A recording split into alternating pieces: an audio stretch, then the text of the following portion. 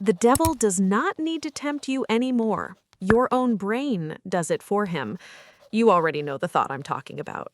You did not go looking for it. You were not in a dark place. You were not doing anything wrong.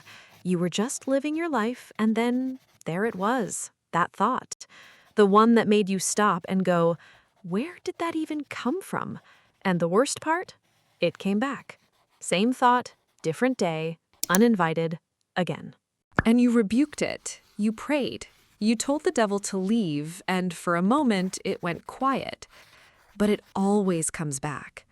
And somewhere deep down, you started wondering, is this the devil, or is this just me? Stay with me, because the answer to that question is going to change everything. Go back to the very first attack ever recorded, Genesis 3:1. The serpent approaches Eve, and here's what's interesting. He doesn't command her, he doesn't force her, he doesn't possess her. He asks a question. Did God really say? That's it. 4 words. Not a threat, not a temptation in the way we normally picture it, just a question designed to make her brain do the rest. And it worked. She didn't eat the fruit immediately. She thought about it. She reasoned. She considered. The serpent planted one thought and then stepped back and watched the human mind take over. That wasn't random. That was strategy.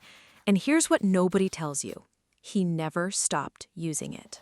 There's something in psychology they call a neural pathway. Think of it like a road in your brain.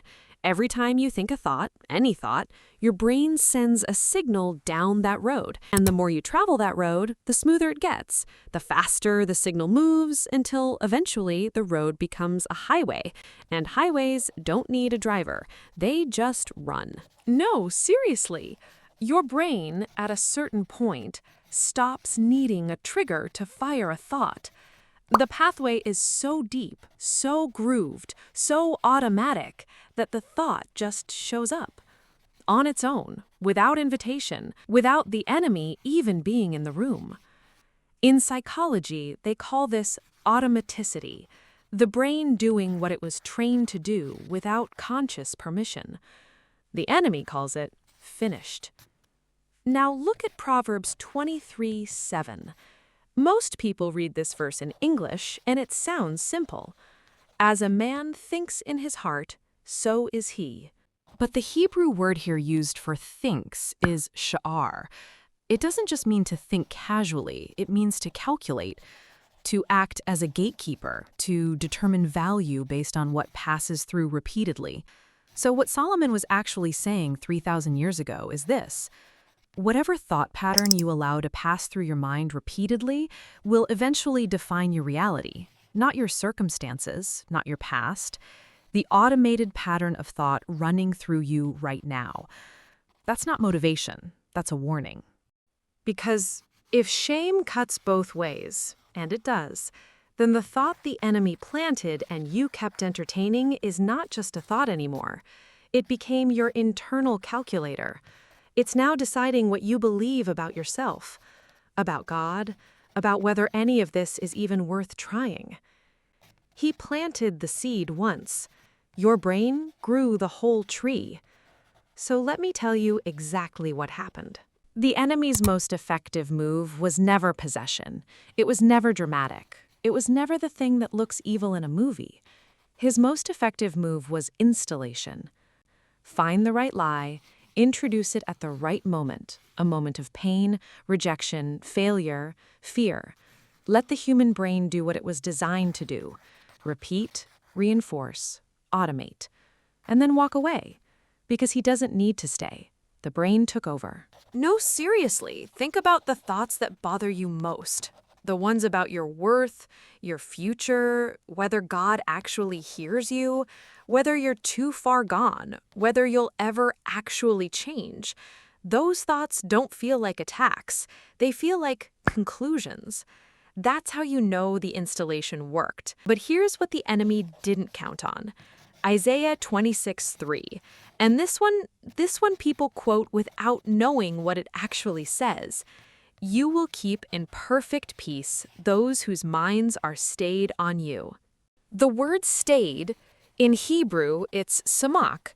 It means to lean against something with your full body weight, to prop yourself against it, to be supported by it as a permanent fixture. God isn't describing a feeling of peace that comes and goes. He's describing a mind that has been trained to default to Him. A neural pathway, if you want the modern word, that has been deliberately built toward God until it becomes the brain's automatic response instead of the lie. That's not poetry, that's a prescription. And Philippians 4:8 is the exact method. Paul writes, "Whatever is true, whatever is noble, whatever is right, whatever is pure, think on these things." The Greek word there is logizomai. It means to deliberately calculate, to intentionally occupy your mind with something as an ongoing practice, not once, not when you feel like it, as a trained, continuous habit. Paul is literally telling you what to put on the new highway, not as a suggestion, as a command. So here's the weapon. The thought that keeps coming back. Name it out loud. Not in your head where the old highway already runs. Out loud. Your own mouth. Your own ears. A new signal on a new road. Then speak the truth that directly contradicts it. Out loud. Every single day. Not until it feels comfortable, until it becomes automatic. Until your brain's default response to that attack is the truth God already said about you. Old pathway starves. New one becomes home. That's not positive thinking. That's Sha'ar working for you instead of against you. That's Samak leaning your full weight on God until your mind stops flinching every time the enemy knocks. That's exactly what God designed your brain to do before psychology had a word for any of it. The devil doesn't need to tempt you anymore, but starting today, your brain belongs to God again. If this hit different, drop a comment and tell me the thought you're demolishing. And if you know someone fighting a battle in their mind they don't have words for, send them this video. They need to know what you now know.